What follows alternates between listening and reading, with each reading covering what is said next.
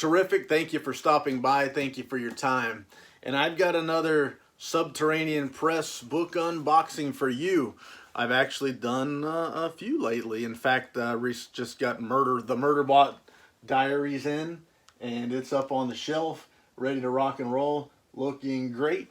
If you want to check that video out, feel free. Please do. Please consider subscribing to the channel. Today, I'm going to be doing another unboxing video. The book I have for you today is From Weird and Distant Shores by Caitlin R. Kiernan. It is a collection of 13 short stories in the fantasy and science fiction genre. This is the second book or set of books that I've bought from Subterranean Press from this author, and I'm glad to add them to the collection. So let's take a look and see how this one looks. You've probably already seen some pictures, and I've seen the dust jacket artwork by Bob Eggleton, and it looks phenomenal.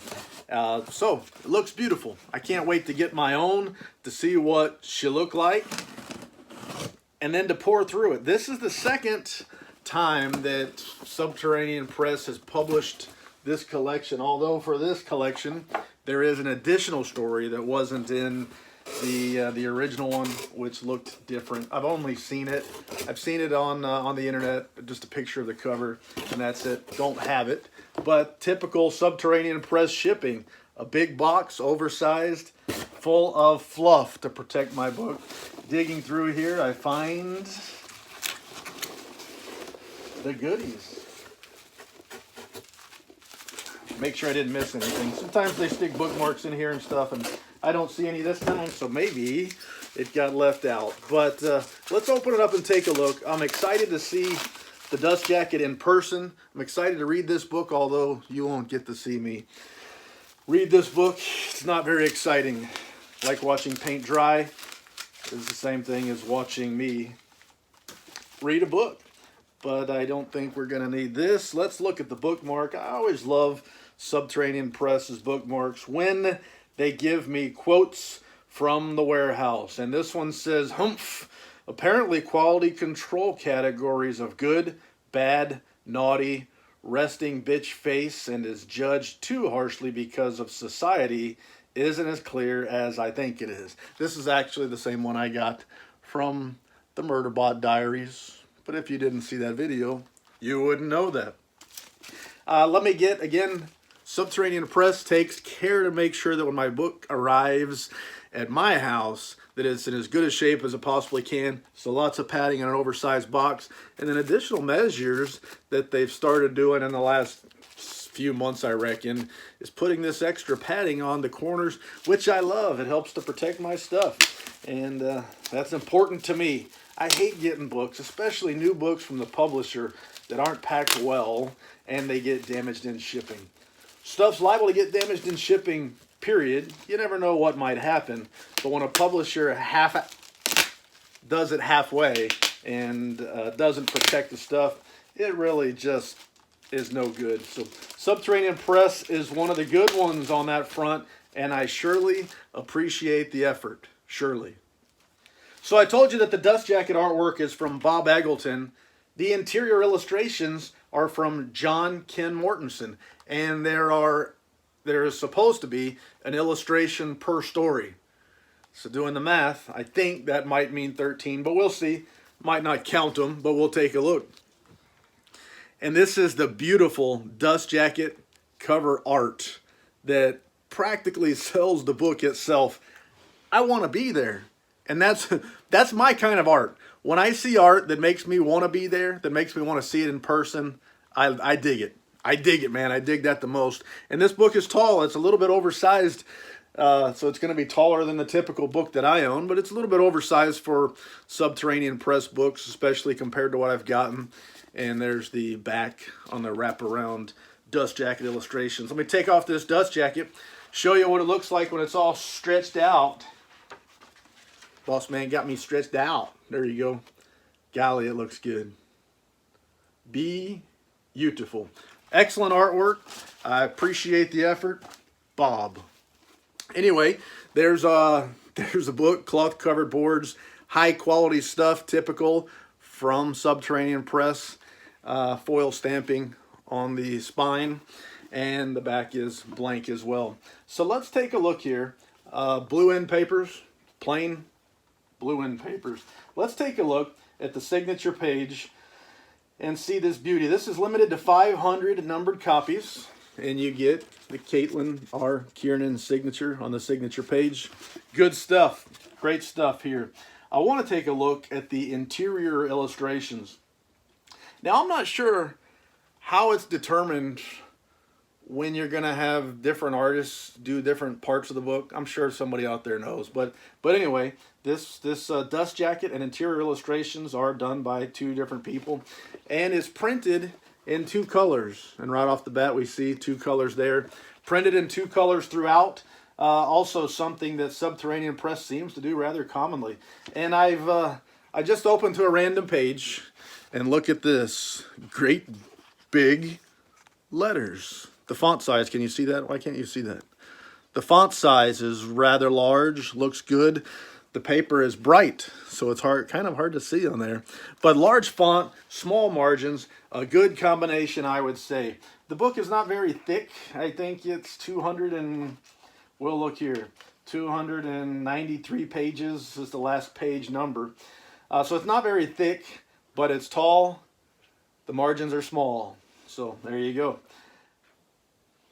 So there, like I said, there are supposed to be one illustration per story.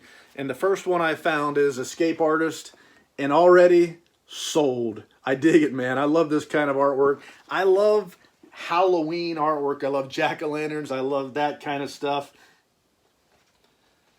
And the second story I found, The Comedy of Saint Jehan d'Arc. Jehan d'Arc. You can, what does that say? Tell me the name of that. I'm dumb sometimes. But terrific artwork, two colors. Man, it's beautiful. If you've never read this artist, you don't know anything about this artist, right off the bat I'll tell you, this publication looks great. Doesn't get much better than that. Just beautiful so far. And I'm sure it will be throughout. All right, Stoker's Mistress. How about there? Terrific artwork. I'm going to try to find them all. I don't want to miss any, but I'm sure I might. Emptiness spoke eloquent. I speak good.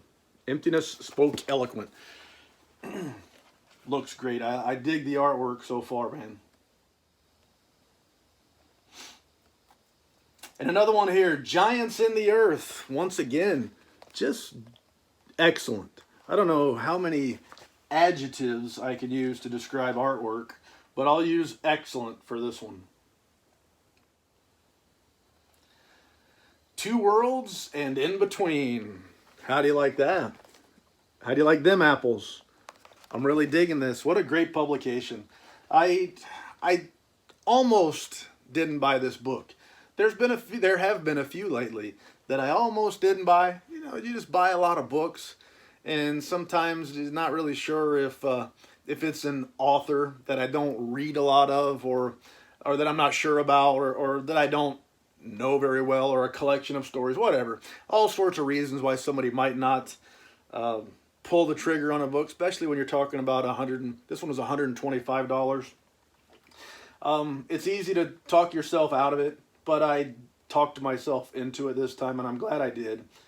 Beautiful, beautiful production, and in this case here, I can't say any more complimentary words about the production of this book. Looks so cool. The King of Birds. All right, and this one, By Turns. Look at there. That's a little bit spooky, but cool, all at the same time.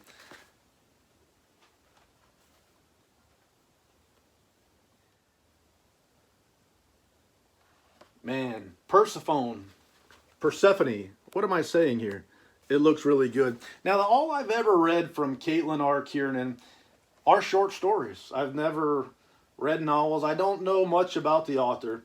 I read a couple of collections of short stories, and I really liked them. But I don't know if Caitlin writes a lot of novels or just sticks primarily to short stories. I really couldn't tell you much in those terms. But what I've read, I've really enjoyed. And the proof here is another purchase from Subterranean Press of Caitlin's collections. Caitlin's collections.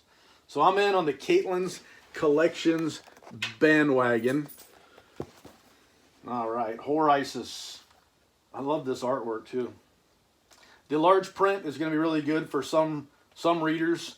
That matters a lot. I can't tell you how many times I've had people send me a message asking me about print size and things like that, and they usually mention something about tired eyes and how the small print from... I think publishers tend to have variety. I mean, I've seen large print and small print from the same publisher. I don't necessarily think... I don't know how they figure that stuff out or what makes them decide print size and all that kind of stuff. But I know there are a lot of readers that truly appreciate the larger type print. At the same time, when it comes to collections, I know a lot of us don't read our limited edition books. We buy limited editions to have beautiful versions of these books, and I'll read limited editions sometimes. Usually if it's a book that I just need to read and I can't wait around to get a soft cover or a trade edition or something like that, I'll jump in and read a limited edition. But as a rule, or a guideline mainly, I'll typically try to find cheap, used, soft cover trade paperbacks if I can get them. That way I can read the book and not really worry about sweating, sticking it in a bag, fingers not being perfectly clean and stuff like that. Handling this book, you got to be real careful with this book or you're going to end up with fingerprints on it, folds on the pages and things like that. So when you're looking at a Subterranean Press edition, there's our Smithsonian binding, high quality books. They make good books, and in this case they make a beautiful book with lots of artwork that I like, and I'm sure a great collection of short stories that I will dive into. I probably will see if I can get a more economically priced version of this book to read. But if I can't, at some point I'll pull it off the shelf. Probably that's what I did with the last one, and I've done with some of my collections and anthologies. Pull it off the shelf, read a story or two, put it back on the shelf. I tend to do that with collections. Whereas a novel, I want to read nonstop. I'll read one book at a time. I don't have several going on usually. Occasionally, I'll stop one midway because I got to read one that's come in. I got to read this ASAP. But as a rule, I'll read a book, finish a book, read a book, finish a book. When it comes to collections, I'll often read a few stories, set it down, and then come back to it later on. That's just the way I work. I'm not saying it's right, just how I do things. But with this production, I love it. The $125 price tag, I feel like I get $125 worth of book. Some beautiful illustrations, 13 stories, fantasy, science fiction, genre. Beautiful book to set on the shelf, high quality book. And I can think of no more lies to tell about this one, so I'll let it go at that. C'est la vie, baby. I've got sticky stuff stuck to my foot. You can't see it, but this thing's stuck to my foot. It's hard to talk, move around when you got something stuck to your foot. It's gone now. Yes, I'm doing this video barefooted. I'm not going to tell you what else is bare, but the feet are.